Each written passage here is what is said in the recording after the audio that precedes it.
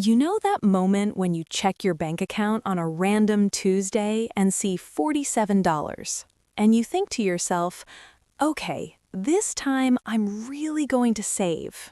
So you transfer $20 to savings. You feel good for about 72 hours. Then your friend wants to grab dinner. You hesitate. Your streaming service auto-renews. Someone's birthday comes up. And just like that, you're pulling that $20 back into checking, plus another $30 you didn't even have. Here's the brutal truth. You've tried to save your first $1,000 maybe 5, 10, 15 times, and every single time something came up. But here's what nobody's telling you. It's not your willpower that's broken. It's not even your budget. It's your brain. And until you understand how your brain is literally hardwired to sabotage that first $1,000, you're going to keep living this same broke cycle over and over again. My name is Zoe, and here at Exponential Mind, we don't just count pennies, we rewire how you think about wealth. If you're someone who's tired of starting over every month, who's sick of watching money slip through your fingers like water, make sure to hit the subscribe button. Because today, we're talking about the psychological warfare happening in your head. Let's be real, saving your first $1,000 isn't hard because you don't make enough money. 37% of Americans couldn't cover a $400 emergency with cash. But here's the thing, this isn't just a math problem, it's a brain problem. Your brain operates on something called temporal discounting. When you see $100 in your account right now, your brain screams, "We could have Thai food tonight." When you think about that same $100 sitting in a savings account for 6 months, your brain says, "Meh, that's future use problem." This isn't a character flaw, this is evolution. For thousands of years, humans who grabbed the immediate food survived. The ones who saved for winter, well, they might not have made it to winter. Your brain is literally working with ancient software in a modern financial world. Here's where it gets worse. When you're living paycheck to paycheck, your brain enters scarcity mode. Financial stress actually reduces cognitive function by the equivalent of losing 13 IQ points. When you're broke, you literally can't think straight. And what does your brain do when it can't think straight? It makes survival decisions, not wealth-building decisions. Buying that $6 latte isn't about coffee. It's about your brain trying to get a dopamine hit. Ordering takeout isn't about being lazy, it's mental bandwidth. You're already using all your cognitive energy to juggle bills, and your brain is tapped out. This is why you can't just budget harder, you're fighting neuroscience. Look, I want you to try something right now. Close your eyes and imagine having $1,000 in savings. Really imagine it. What does that feel like? For most people, it feels abstract, distant, almost fake. But now, imagine someone handing you $1,000 in cash right now and saying, "Go buy something." I guarantee your brain just lit up with ideas. New phone, weekend trip. This is the critical problem. Your brain doesn't have a concrete image of what saved money does for you. Here's the mindset shift that changes everything. Every dollar you save isn't money you're losing, it's freedom you're buying. $1,000 in savings means you can quit a toxic job. It means you can say no to things that drain you. It means you're not one car repair away from financial chaos. 56% of Americans can't afford a $1,000 emergency. That means they're trapped. But you, once you hit $1,000, you've just bought yourself options. And options are the first form of wealth. Okay, let's get into the mechanics.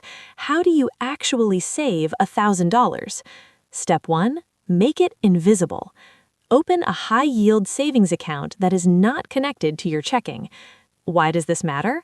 Because the average savings account at a traditional bank gives you 0.01% interest. If you save $1,000 at a traditional bank, you earn 10 cents a year. In a high-yield account, you could earn $40 or $50. That's the difference between your money sitting there dead versus your money making money while you sleep. But here's the psychological trick. Make it hard to access. No debit card, no instant transfers. This creates friction, and friction is your friend when you're rewiring your brain. Step 2, automate like you're paying a bill. You pay your rent every month, right? You never forget those. Why is that? Because they're automatic. Saving needs to be the same.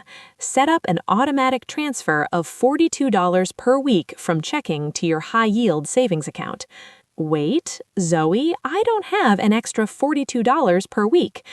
I get it, but let me show you the math. $42 per week is $6 per day. That's one less DoorDash order per week. That's making coffee at home 5 days instead of hitting Starbucks. You're not depriving yourself of $6 per day. You're investing $6 per day in your future self. Step 3, use the savings sprint method. Week 1, save $10. Week 12, save $120. Total saved in 12 weeks is $780. Then you do just 4 more weeks at $55 per week, and you're at $1,000. The beauty of this method is psychological. It feels like a game. Your brain loves progress bars, levels, achievements. Every week, you're leveling up your savings. It's gamification meets neuroscience. Step 4, stack your income, even micro-income. Sometimes you can't save your way to $1,000. You have to earn your way there. Sell stuff you don't use on Facebook Marketplace. Pick up 2 Uber Eats deliveries per week. Freelance one skill, writing, design, tutoring. Test websites or apps for usability.